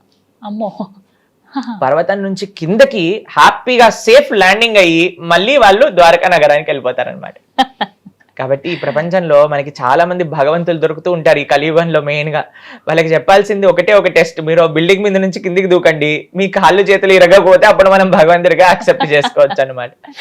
కానీ ఇప్పుడు విచిత్రం ఏంటంటే కలియుగంలో బీపీ షుగర్ ఉన్న భగవంతులు, దగ్గే భగవంతులు, నేను భగవంతుని అంటారనమాట. కానీ కృష్ణ బలరాముల యొక్క లీలల్లో మేము చూస్తాం ఎప్పుడు కూడా యశోదమ్మ ఒక రోజు కృష్ణుని హాస్పిటల్ కి తీసుకెళ్ళినట్టుగాను ఏదైనా మెడిసిన్ వేసినట్టుగాను ఎక్కడా కూడా లేదనమాట. అది భగవంతుడి యొక్క లక్షణం. ఆయన భగవంతుడు, మనందరం జీవులం. అయితే ఎందుకు ఈ విషయాన్ని ప్రస్తావన చేశారంటే కృష్ణుడికి ఏం భయపడాల్సిన అవసరం లేదు. కృష్ణుడు ద్వారకా నగరాన్ని నిర్మించింది కేవలం తన భక్తులకి ఒక ఎక్స్క్లూజివ్ ప్రదేశాన్ని అందించాలి, వాళ్ళతో చక్కగా లీలలు చేయాలి అని ఆ ద్వారకా నగరాన్ని నిర్మించారు. అయితే ద్వారకా నగరంలో ఉండే వాళ్ళు ఎవరు, ఆ యదుకులంలో ఉండే వాళ్ళు ఎవరు అని అంటే సాక్షాత్తుగా నిత్య ద్వారక భగవంతుడి యొక్క లోకం నుంచి అవతరించిన వాళ్ళే అన్నమాట. అందరూ కూడా భగవంతుడి యొక్క అవతార పరిసమాప్తి జరిగిపోతుంది అన్నప్పుడు వాళ్ళు కూడా స్వామి యొక్క లోకానికి వెళ్ళాలి కదా. అందుకోసం స్వామి ఏం చేశారు అని అంటే ఆ ద్వారకా నగరాన్ని మొత్తం కూడా సముద్రంలో తీసుకెళ్లిపోయేటట్టుగా ఒక ఆలోచన చేశారు అని మనం వింటాం. కానీ ఇప్పటికీ కూడా మనం వెళ్తే ద్వారక కనిపిస్తుంది మనకి, సముద్రంలో కూడా ఉంది, మనం చూస్తాం. మీరు చెప్పినట్టుగా ఒక ఆర్కియలాజికల్ డిపార్ట్మెంట్ వాళ్ళు ఎక్స్కవేట్ చేశారు అని మనకి నేషనల్ జియోగ్రఫిక్ ఛానల్లో ఆ వీడియోని కూడా ఇప్పటికీ మనం చూస్తాం. చిన్నగన్నప్పటి నుంచి చూస్తాం. అయితే విచిత్రం ఏంటి అని అంటే వాళ్ళ డాటర్ మా ఆశ్రమానికి వచ్చారనమాట కొన్ని నెలల ముందు. ఆవిడతో మేము చాలాసేపు మాట్లాడాం. వాళ్ళ నాన్నగారికి ఎలా ఈ యొక్క ఐడియా వచ్చింది, కృష్ణుడు ఎలా స్ఫూర్తిని కలిగించారు, ఎలా ఎక్స్కవేషన్లో ఎన్ని భగవంతుడి యొక్క అద్భుతమైన ఎక్స్పీరియన్సెస్ వాళ్ళ తండ్రి గారికి కలిగాయి అనే విషయాలన్నీ కూడా వాళ్ళ డాటర్ మాతో పంచుకున్నారనమాట. ఏం చెప్పారండి? అయితే ఆవిడ చెప్తున్నారు ఎలా వాళ్ళ నాన్నగారు ఎప్పుడైతే ఈ భాగవతం వాళ్ళు చిన్నప్పటి నుంచి వింటూ ఉన్నారో తప్పకుండా ఈ ద్వారకా నగరాన్ని నేను ఎలాగైనా సరే ప్రకాశింపజేయాలి అని ఒక దీంతో చాలా సార్లు ప్రయత్నం చేశారట. ఆయనకి సరైన హెల్ప్ వచ్చి వాళ్ళ యొక్క సరైన టీం తయారయ్యి వాళ్ళ లోపలికి వెళ్ళి చూస్తూ ఉంటే ఎన్ని అద్భుతాలు. ఆ సముద్రంలో ఉండే ద్వారక ఎలాగైతే శాస్త్రంలో కృష్ణుడి యొక్క ద్వారక ఎలా ఉందో అలానే వాళ్ళకి ఆ ద్వారక లోపల కనిపించింది అనమాట. ఏ ఆనవాళ్ళు ఏ చిహ్నాలు ద్వారకా నగరంలో ఉండేవో అవన్నీ కూడా ఆ సముద్రంలో కనిపించాయి. కాబట్టి భగవంతుడు ఉండేవాడా, కృష్ణుడు రాముడు ఉండేవాడా అనే వాళ్ళందరికీ ప్రశ్న. రాముడు ఉన్నాడా అంటే రామసేతు ఉంది, కృష్ణుడు ఉన్నాడా అంటే ద్వారక ఉంది. కాబట్టి భగవంతుడు విలక్షణమైన రూపంతో విలక్షణమైన లీలలు. ఇప్పుడు చూడండి, మనం ఒక ప్రదేశానికి వెళ్తాం, వెళ్ళినప్పుడు ఏం చేస్తాం, మన బట్టలు, ఇంకొంతమంది అయితే వాళ్ళు తినే వాటర్ బాటిల్ అన్నీ కూడా తీసుకెళ్తారు. తీసుకెళ్ళాక ఒక ప్రదేశంలో ఉంటాను 2-3 రోజుల తర్వాత ఏం చేస్తాం, మళ్ళీ అన్ని సామాన్లు చదువుకొని ఆ సూట్ కేసుని మూసుకొని మనతో పాటు తీసుకెళ్తాం. అంతేనా? భగవంతుడు ఈ ప్రపంచంలోకి వచ్చినప్పుడు తన పార్షదులు తన లోకం అంతటితో ఇక్కడికి వస్తారు, మళ్ళీ తీసుకెళ్ళిపోయేటప్పుడు అందరినీ తీసుకెళ్లి పైకి వెళ్ళిపోతారు. భగవంతుడి యొక్క అవతార పరిసమాప్తి జరిగినప్పుడు ఆ ద్వారకా వాసులందరూ కూడా ఎవరైతే భగవంతుడితో పాటు భగవత్ పార్షదులు వచ్చారో వాళ్ళందరూ కూడా నిత్య ద్వారక నిత్య లీలలోకి ప్రవేశించారు. అయితే ఇప్పుడు మీకు ఒక చిన్న విషయం చెప్తాను, ఇది ధర్మ సూక్ష్మ. భగవంతుడు ఎప్పుడైనా అవతారం స్వీకరించినప్పుడు భగవంతుడి యొక్క లోకం నుంచి వాళ్ళ యొక్క పార్షదులు వస్తారు. అందులోపల స్వర్గలోకం నుంచి దేవతలందరూ కూడా అడవుతారు అనమాట ఒక అంశ రూపంలో.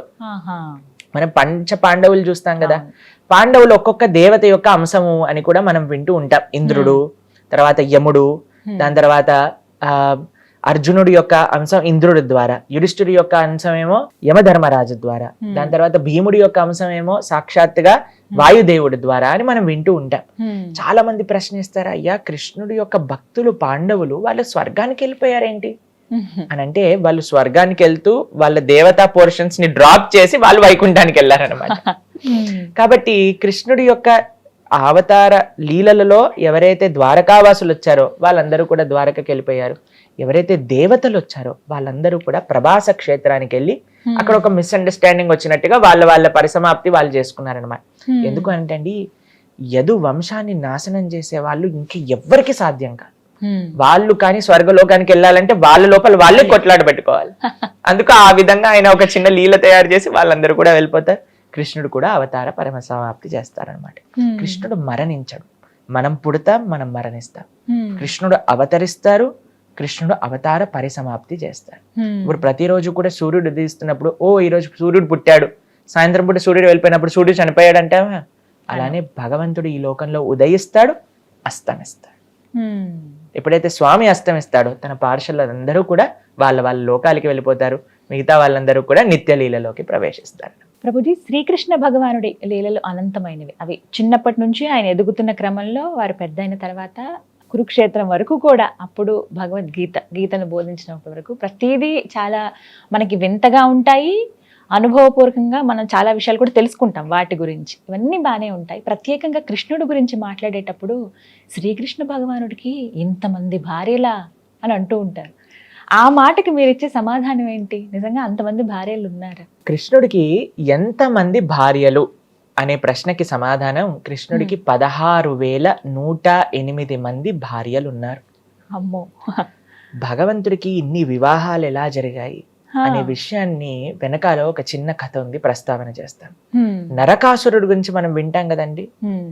అయితే నరక చతుర్థి అని దీపావళి ముందు రోజు మనం చేసుకుంటూ ఉంటాం. అవును. ఈ నరకాసురుడు ఏం చేశారు అంటే 16,100 మంది రాకుమార్తెలను తన యొక్క చెరసాలలో బంధించి పెడతాడనమాట.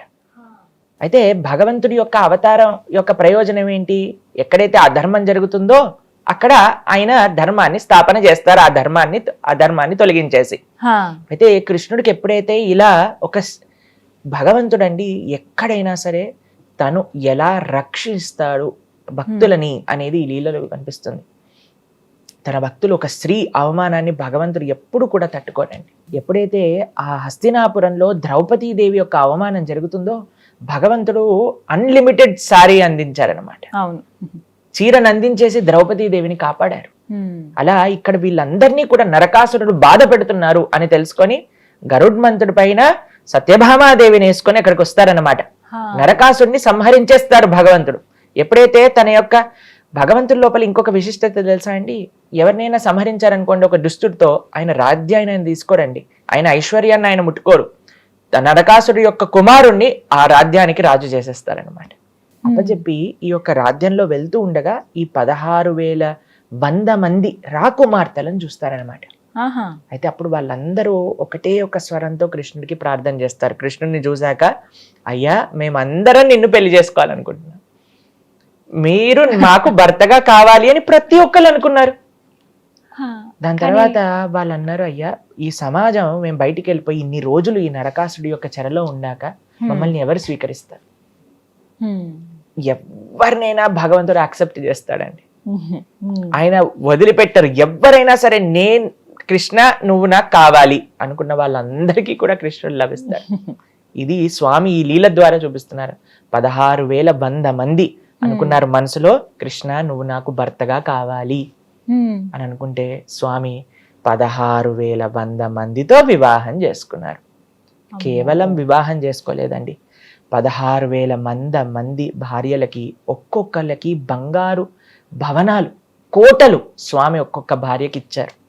దాంతో పాటు స్వామి చేసింది ఏంటో తెలుసా? 16,108 స్వరూపాలతో ఒకటేసారి అందరి భవనాలలో కూడా స్వామి ఉంటూ ఉండేవారు.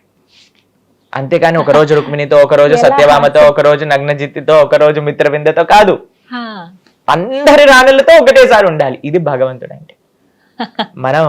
నేను ఇప్పుడు ఈ స్టూడియోలో షూటింగ్ చేస్తూ, పైన ఇంకో స్టూడియోలో షూటింగ్ చేస్తూ, పక్కనున్న స్టూడియోలో షూటింగ్ చేస్తూ అలా చేయగలుగుతామా అండి? అలా చేస్తే ఇంకా బ్రహ్మాండం కదండి. నాకు గంట లోపల అన్ని అయిపోతాయి. మీరు అడగాల్సిన ప్రశ్నలన్నీ మీరు 3 స్టూడియోలలో, కెమెరామ్యాన్ అందరూ కూడా అన్ని స్టూడియోలలో ఉండొచ్చు. అది భగవంతుడికి మనకి ఉన్న తేడా అదే. కాబట్టి భగవంతుడి యొక్క తత్వం, భగవంతుడి యొక్క శక్తి, భగవంతుడి యొక్క లీల అటువంటిది. ఒకసారి నారదుడు ద్వారకలో కృష్ణుడు ఏం చేస్తున్నాడు చూడడానికి వచ్చాడనమాట. రుక్మిణీ భవనంలోకి ప్రవేశిస్తారు. ప్రవేశించేసరికి మొత్తం వజ్రాలు, మాణిక్యాలు, వైడూర్యములు, బంగారంతో పరిగిన భవనం రుక్మిణీదేవిది. అందులోపలికి వెళ్ళేసరికి కృష్ణుడు, రుక్మిణీదేవి మాట్లాడుకుంటూ ఉన్నారనమాట. అక్కడి నుంచి సత్యభామ యొక్క భవనానికి ప్రవేశిస్తారు. వాళ్ళిద్దరూ కూడా చక్కగా చెస్ ఆడుకుంటూ ఉన్నారనమాట, కృష్ణుడు ఇంకా సత్యభామ. దాని తర్వాత ఇంకో భవనంలోకి ప్రవేశిస్తారు. కృష్ణుడు అక్కడ సంధ్యావందనం చేస్తున్నారు. ఇంకో భవనంలోకి ప్రవేశిస్తారు, అక్కడ దానం ఇస్తూ ఉన్నారు. ఇంకో భవనంలోకి ప్రవేశిస్తారు, అక్కడ ఉద్ధవుడితో మాట్లాడుతున్నారు. ఇంకో భవనంలోకి ప్రవేశిస్తారు, అక్కడ మినిస్టర్స్ తో మీటింగ్ చేస్తున్నారు. ఇంకో భవనంలోకి ప్రవేశిస్తారు, అక్కడ పిల్లలతో ఆడుకుంటున్నారు. కాబట్టి కృష్ణుడు ఎందుకు 16,108 వివాహాలు చేసుకున్నారు అని అంటే ఆయనకు అంత శక్తి ఉంది. అన్ని స్వరూపాలలో ఆయన మల్టిప్లై అయ్యి అందరినీ ఒకే విధంగా కటాక్షింపజేశారనమాట. అయితే ప్రతిరోజు ప్రొద్దున ఆయన యొక్క భగవంతుడు కేవలం వివాహాలు చేసుకోలేదండి, అందరితో ఒక ఆదర్శమైన గృహస్థ జీవితాన్ని ఆయన గడిపారు. ఆయన సాధన, ఆరాధన, ధర్మము, దానము అన్నిటినీ కూడా ఆయన చేస్తూ సక్రమమైన వైదిక గృహస్థ ఆశ్రమాన్ని ఆయన గడిపారనమాట. అయితే ప్రొద్దున్నే వాళ్ళ ఇంట్లో ఉండేవన్నీ అయిపోయాక 16,108 కృష్ణుడు 16,108 భవనాల్లో నుంచి బయటకు వచ్చి ఒక్క కృష్ణుడిగా మారిపోయి రథం పైన కూర్చొని తన యొక్క రాజ్య వ్యవహారాలకు వెళ్తూ ఉండేవారు అనమాట. కాబట్టి ఎవరైనా ఈ ప్రపంచంలో నాకు కృష్ణుడు ఆరిసండి మేము కూడా పెళ్లి చేసుకుంటామంటే ఫస్ట్ మీరు 2 చూపించండి, మాతో పాటు మాట్లాడండి 4-5 స్వరూపాలతో, తర్వాత మీరు ఏం చేసుకున్నా మేము ఒప్పుకుంటాం. కాబట్టి ఇది కృష్ణుడి యొక్క తత్వం, కృష్ణుడికి మాత్రమే సాధ్యం. కృష్ణుడికి మాత్రమే సాధ్యం అది. కాబట్టి చాలా మంది కృష్ణుడు ఎందుకు ఇలా చేశాడు అని అంటే, కృష్ణుడు చేస్తే మేం చేస్తే తప్పేంటి అని అంటే, ఫస్ట్ మీరు చేయాల్సిన పని ఏంటో తెలుసా? గోవర్ధనాన్ని ఎత్తండి. గోవర్ధనం కాదండి, ఇక్కడ చిన్న వాటర్ బాటిల్ని ఒక 7 నిమిషాలు పట్టుకోండి చూద్దాం, ఒక కుర్చీని పట్టుకోండి చూద్దాం, మనకి ఏం సాధే కాదు. నేను చాలా మందికి చెప్తుంటా, ఫస్ట్ మీరు ఒక్క కుటుంబాన్ని చాలా బ్రహ్మాండంగా చూసుకోండి, అదే చాలా పెద్ద విషయం. ఒక భార్య, ఒక భర్త, పిల్లలు, తల్లిదండ్రులు, అత్తామామలు, వీళ్ళని ఒక్క కుటుంబాన్ని మనం జాగ్రత్తగా చూసుకోగలుగుతున్నామండి. ఈ గొడవ, ఆ గొడవ, ఈ పని, ఈ మిస్అండర్స్టాండింగ్స్ వీటిలలో ఉన్నప్పుడు మనకి భగవంతుడి పైన ఆయన ఇన్ని వివాహాలు చేసుకున్నా సరే ఎక్కడ ఆయనకి ఫ్యామిలీ ప్రాబ్లం వచ్చింది అన్నట్టుగా వినలేదు మనం. ఇదే అడగాలి స్వామి, ఆయనకి ఎక్కడ కూడా గొడవలు పెట్టుకున్నారు, వాళ్ళు వచ్చి వీళ్ళతో వాళ్ళతో పోరైంది అని భాగవతంలో ఎక్కడా వినం. అందరూ రాణులు కూడా ఎంతో ఆనందంగా ఉన్నారనమాట. అందరూ కురుక్షేత్రానికి ఒకసారి వెళ్తారనమాట. సూర్యగ్రహణం వస్తుంది అప్పుడు అందరు వెళ్ళినప్పుడు ద్రౌపది దేవి అందరు రాణులతో మాట్లాడుతుంది. అసలు వాళ్ళు ఎంత ఆనందపడతారంటే, కృష్ణుడు నిరంతరం కూడా కృష్ణుడి గురించి ఆలోచిస్తూ ఉంటారు. అందరూ హ్యాపీగా చూసుకోగలిగాడు అనమాట కృష్ణుడు. అది కృష్ణ తత్వం. కేవలం 16,108 రాణులు కాదండి, ఎంత మంది స్వామి దగ్గరికి వెళ్ళినా స్వామి కటాక్షించగలరు, స్వామి చూసుకోగలుగుతారు. ఎంతమంది భక్తులు. మిథిలా దేశంలో భగవంతుడికి 2 భక్తులు ఉండేవాళ్ళు అనమాట. బహుళాశ్వ, శృతదేవ. ఒకళ్ళు రాజు, ఒకళ్ళు చాలా చాలా పేద బ్రాహ్మణుడు అనమాట. అయితే కృష్ణుడు ఆ మిథిలా దేశానికి వెళ్ళినప్పుడు వెళ్తూనే 2 స్వరూపాలతో మారిపోతారు. ఒక స్వరూపంతో బహుళాశ్వ దగ్గరికి వెళ్తారు, ఇంకో స్వరూపంతో శృతదేవుడి దగ్గరికి వెళ్తారు. ఇద్దరింట్లో ఆతిథ్యం స్వీకరించి మళ్ళీ కలిసిపోతారు అనమాట. కాబట్టి ఇలా చేసే శక్తి ఎవరి దగ్గర ఉంది? ఆ స్వామి దగ్గరే. ఆ స్వామికే సాధ్యం. ఆ స్వామి యొక్క ఐశ్వర్యం అటువంటిది, స్వామి యొక్క గొప్పతనం అటువంటిది. మనందరం ఇంతమంది వెంకటేశ్వర స్వామి దర్శనానికి వెళ్తూ ఉంటాం. స్వామి ఎప్పుడైనా అలసిపోయినట్టు ఇలా ఉండటం కానీ, నాకు కొద్దిగా చాలా అయిపోయిందండి, వీళ్ళందరితో మాట్లాడి మా దర్శనం మూసేయండి ఇలా అంటారండి. స్వామి అదే నవ్వుతో, అదే అభయహస్తంతో అందరినీ కటాక్షిస్తూ ఉంటారన్నమాట. అది కేవలం కృష్ణుడికే సాధ్యం. మరి కృష్ణుడిని అనుసరించచ్చా అని అంటే, నిజంగా మీరు కృష్ణుడిని అనుసరించాలి అని అంటే, కృష్ణుడు చెప్పిన మాటలు ఏవైతే భగవద్గీత ఉందో దాన్ని అనుసరించాలి. భగవంతుడి యొక్క తత్వాన్ని తెలుసుకోవాలి, భగవంతుడి యొక్క ఐశ్వర్యాన్ని తెలుసుకోవాలి అని అంటే భగవంతుడు చెప్పింది భగవద్గీత, దాన్ని మనం ఆచరించాలి. లేదండి నేను భగవంతుడిని ఆచరించాలనుకుంటున్నా, మీకు ఒక రైట్ ఎగ్జాంపుల్ ఉన్నాడు, మా రామచంద్రుడు. మనందరి రాముడిని మనం ఆశ్రయించాలన్నమాట. కాబట్టి ఎవరినైనా ఎగ్జాంపుల్, ఐడియల్ ఎగ్జాంపుల్ మనకు కావాలి అని అంటే అది రామచంద్రుడి రూపంలో. అలానే ఎవరైనా చెప్పింది మనకు కావాలి అంటే అది కృష్ణుడు చెప్పిన భగవద్గీత. వీటిని మన జీవితంలో నిత్య ఆచరణ యోగ్యం. ప్రభుజీ, కొన్ని చిత్రాల్లో చూస్తూ ఉంటాం కదా కృష్ణుడికి సంబంధించి, అంటే ఇప్పటి జనరేషన్ కృష్ణుడు అలా మిక్స్ చేసి కొన్ని సినిమాలు తీస్తూ ఉన్నారు. అందులో కార్తికేయ 2 అనేటువంటి చిత్రం వచ్చింది. కార్తికేయ మొదటి సినిమా బాగా సక్సెస్ అయింది, ఆ తర్వాత కార్తికేయ 2 తీసుకున్నారు. ఫస్ట్ స్టోరీలో ఎక్కువగా కుమారస్వామి గురించి ఉంటుంది కార్తికేయుడు. ఆ తర్వాత కార్తికేయ 2లో కృష్ణ భగవానుల గురించి ప్రత్యేకంగా ఒక కడియం గురించి ఉంటుంది ఆ స్టోరీ. కడియంని ఉద్ధవుడికి ఆయన బహుకరించారని చెప్పి, నిజంగానే కడియం ఉద్ధవుడికి ఇచ్చారా శ్రీకృష్ణ భగవానుల వారు? అసలు ఆ కడియంలో ఏముంది? ఇది తెలుసుకోవాలనుకుంటున్నాం. మీకు నిజంగా చెప్పాలి అని అంటే, మేము సినిమా చూసి ఒక 15 సంవత్సరాలు పైగా అయిపోయింది. కాబట్టి మీరు ఏం మాట్లాడుతున్నారో అనే విషయాన్ని మీ దగ్గర నుంచి విని నేను అర్థం చేసుకుంటున్నా. కాబట్టి శాస్త్రరీత్యా చూస్తే, ఎందుకంటే ఇందాక చెప్పుకున్నట్టుగా కృష్ణుడి గురించి తెలుసుకోవాల్సిన ప్రతి విషయము కూడా శ్రీమద్ భాగవతంలో మనకు అందించారు. అయితే భాగవతంలో ఎప్పుడైతే భగవంతుడి యొక్క అవతార పరిసమాప్తి, ఆయన గోలోకానికి వెళ్ళిపోవాలి అనే సమయానికి ఏమవుతుంది అని అంటే, ఆయన యొక్క అశ్వత్థ వృక్షం దగ్గర కృష్ణుడు ఇలా శరీరాన్ని ఇలా ఆంచుకొని కూర్చుంటారనమాట. అప్పుడు ఉద్ధవుడు వస్తాడు ఆ ప్రదేశానికి అనమాట. దాంతో పాటు మీకు ఒక విషయం చెప్తాను, మైత్రేయుడు అనే ఒక మహర్షి కూడా అక్కడికి వస్తారనమాట. వీళ్ళిద్దరూ మాత్రమే భగవంతుడి యొక్క అవతార పరిసమాప్తి జరిగేటప్పుడు కృష్ణుడి దగ్గర ఉన్నారు. ఇంకా ఎవ్వరూ తెలియదు అసలు కృష్ణుడు ఎలా అవతారాన్ని చాలించారు అనే విషయాన్ని. అయితే వీళ్ళిద్దరు వస్తున్నప్పుడు కృష్ణుడు వాళ్ళిద్దరితో మాట్లాడుతూ, ముఖ్యంగా ఉద్ధవుడితో మాట్లాడుతూ, భగవంతుడు ఇచ్చినది అన్నిటికంటే గొప్ప ఒక ఐశ్వర్యాన్ని ఉద్ధవుడికి ఇస్తాడు. ఏంటో తెలుసా అండి ఆ ఐశ్వర్యం? శ్రీమద్ భాగవతాన్ని కృష్ణుడు తన సొంత నోటి ద్వారా ఉద్ధవుడికి ఉపదేశం చేస్తారనమాట. ఉద్ధవ గీత అని అంటారు భాగవతంలో. ఎంతో అద్భుతమైన విషయాలు కృష్ణుడు ఉద్ధవుడికి చెప్తారు. మైత్రేయుడు కూడా ఆ సమయానికి అక్కడ ఉన్నాడు కాబట్టి మైత్రేయుడు కూడా ఈ విషయాన్ని వింటారనమాట. అయితే ఆ యొక్క కృష్ణుడి గురించి చెప్తూ భాగవతంలో చెప్తారండి, కృష్ణో స్వదాగోపకతే ధర్మ జ్ఞానాభి సహ కలో ద్రష్ట దృశామేతాం పునానార్కో ఉదోదిత. కృష్ణుడు ధర్మాన్ని జ్ఞానాన్ని తీసుకొని ఆ యొక్క నిత్య లీలలోకి ఎప్పుడైతే ప్రవేశింపజేయాలి అని అనుకుంటున్నారో, ఇప్పుడు ధర్మం లేదు, జ్ఞానం లేదు, మరి కలియుగంలో ఏంటండి మనం తరింపడానికి ఒక అవకాశం ఉందా అని అంటే, భగవంతుడు అవతార పరిసమాప్తి చేసుకుంటూ ఆ ధర్మ జ్ఞానాన్ని అలానే కృష్ణుడి యొక్క స్వశక్తిని ఒక అవతారంలో ఈ కలియుగానికి ఇచ్చేసి వెళ్ళిపోయారనమాట. ఏంటో తెలుసా అండి అది? భాగవతం. భాగవతం సాక్షాత్తుగా కృష్ణుడు. భాగవతం మొదటి 2 స్కందములు భగవంతుడి యొక్క 2 శ్రీచరణాలు. అలా భాగవతంలో ఉండే 12 స్కందములు భగవంతుడి యొక్క ఒక్కొక్క అంగంలో ఒక్కొక్క పార్ట్గా చెప్తారనమాట. పురాణార్కో ఉదోదిత అంటే భగవంతుడు సమాప్తి అయిపోయింది, అవతారం భాగవతం అవతరించింది. ఎవరి దగ్గర నుంచి? సాక్షాత్తుగా కృష్ణుడు ఉపదేశం చేశాడనమాట ఉద్ధవుడికి. కాబట్టి ఆ భాగవతంలో నిజమైన ఐశ్వర్యం ఏంటి అని అంటే ఆ భాగవతాన్ని అధ్యయనం చేయటం. కృష్ణుడి గురించి తెలుసుకోవాలి పరిపూర్ణంగా అని అంటే ఆ భాగవతాన్ని మనం వినాలి.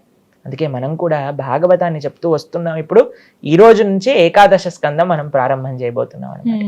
కాబట్టి ఈ భాగవతంలో ఎన్నో విలక్షణమైన విషయాలన్నీ కూడా భగవంతుని తత్వతంగా తెలుసుకోవాలి అని అంటే భాగవతాన్ని మనం ఆశ్రయించాలి. అయితే ఈ భాగవతాన్ని మొత్తం కూడా ఉద్ధవుడికి చెప్తాడు. మైత్రేయుడు కూడా ఈ విషయాన్ని వింటారు. విన్నాక కృష్ణుడు చెప్తారు, అయ్యా నేను నా అవతారాన్ని పూర్తి చేస్తున్నాను, నువ్వు బద్రికాశ్రమంలో నా కోసం తపస్సు చేస్తున్న భక్తుల్ని వెళ్ళి నువ్వు కలువు అని చెప్తారనమాట. మనకండి జీవితంలో చాలా మంది అడుగుతారు, అయ్యా స్వామి భగవంతుడు అంటే మన పైన కృప చూపిస్తున్నారని మనకి ఎలా తెలుస్తుంది? ఏంటో తెలుసా అండి దానికి ఒక సిమ్టమ్? మన జీవితంలో భగవంతుడి యొక్క భక్తులు వస్తారనమాట మన దగ్గరికి. కృష్ణుడు స్వయంగా వెళ్ళలేదు బద్రికాశ్రమానికి, తన భక్తుడైన ఉద్ధవుని పంపించాడు అనమాట. భగవంతుడు మనందరి దగ్గరికి కూడా ఆయన యొక్క కృప ఏ విధంగా పంపిస్తారు అని అంటే తన యొక్క భక్తుల మాధ్యమంగా పంపిస్తారు.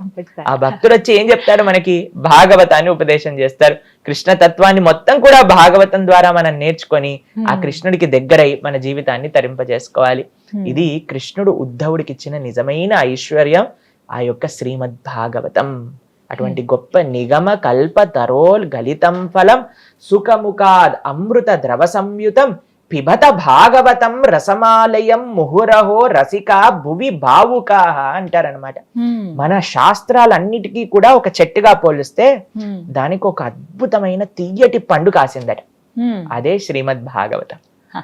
ఇప్పుడు చూడండి, చెట్టు యొక్క సారం మొత్తం కూడా పండులో ఉంటుంది. అందరికి మామిడి పండు అంటే ఇష్టమే కదా. అటువంటి స్వీట్ మామిడి పండు, చిలక కొరికిన మామిడి పండు గురించి విన్నారా? చిలక ఏదైతే పండుని కొరుకుతుందో అది స్వీటెస్ట్ అన్నమాట. చిలక మామూలు పండ్లను కొరకదు, ఏదైతే అన్నిటికంటే తీపిగా ఉంటుందో దాన్ని కొరుకుతుంది అనమాట. అలా శుక మహర్షి చేత చెప్పబడింది. శుక మహర్షి అంటే శుక అంటే ప్యారెట్. అయితే ఆ శుక మహర్షి యొక్క అమృతం కూడా ఈ యొక్క భాగవతాన్ని స్పృశించి అలా పరీక్షిత మహారాజు ద్వారా లోకానికి అందించారన్నమాట. కాబట్టి సకల శాస్త్ర సారాంశం ఏంటి అనంటే అది శ్రీమద్ భాగవతం. అటువంటి భాగవతాన్ని సాక్షాత్తుగా కృష్ణుడు ఉద్ధవుడికి ఉద్ధవ గీత ద్వారా అందించారు. అది కూడా మనకి శ్రీమద్ భాగవతంలో మనకి చక్కగా ఉపదేశం. చాలా చక్కగా వివరించారు గురుగారు. నమస్తే అండి.